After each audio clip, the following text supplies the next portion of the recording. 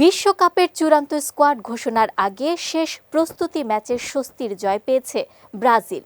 অরল্যান্ডোর camping স্টেডিয়ামে শেষ প্রীতি ম্যাচে ক্রোয়েশিয়াকে ৩-১ গোলে হারিয়েছে কার্লো আনচেলত্তির শিষ্যরা। ফ্রান্সের বিপক্ষে আগের ম্যাচে হারের ক্ষত মুছে এ জয় ব্রাজিল শিবিরে স্বস্তি ফিরিয়ে এনেছে। এদিন প্রথমার্ধের যোগ করা সময়ে দারুণ এক আক্রমণ থেকে এগিয়ে যায় ব্রাজিল।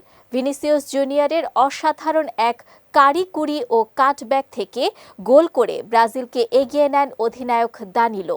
এর আগে ক্রোয়েশিয়ান গোলরক্ষক লিভাকোচিভ বেশ কয়েকটি নিশ্চিত গোল ঠেকিয়ে দিলেও দানিলোর শট আটকানোর সাধ্য ছিল না তার।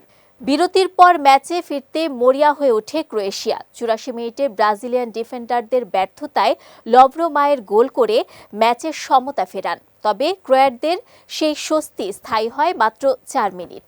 বদলি হিসেবে নামা তরুণ ফরোয়ার্ড এনরিককে ডি বক্সের ভেতর ফাউল করলে পেনাল্টি পায় ব্রাজিল, যা থেকে দেশের হয়ে নিজের প্রথম গোলটি করেন ইগো চিয়াগো।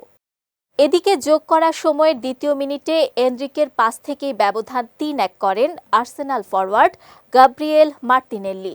ফলে মাত্র কয়েক মিনিটের ব্যবধানে ২ গোল করে ম্যাচ নিজেদের করে নেয় ৫ বারের বিশ্ব চ্যাম্পিয়নরা।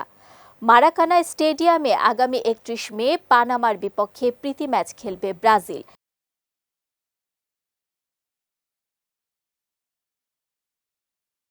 এরপর ৬ জুন যুক্তরাষ্ট্রের ক্লিভল্যান্ডে মিশরের বিপক্ষে বিশ্বকাপের আগে খেলবে শেষ প্রীতি ম্যাচ।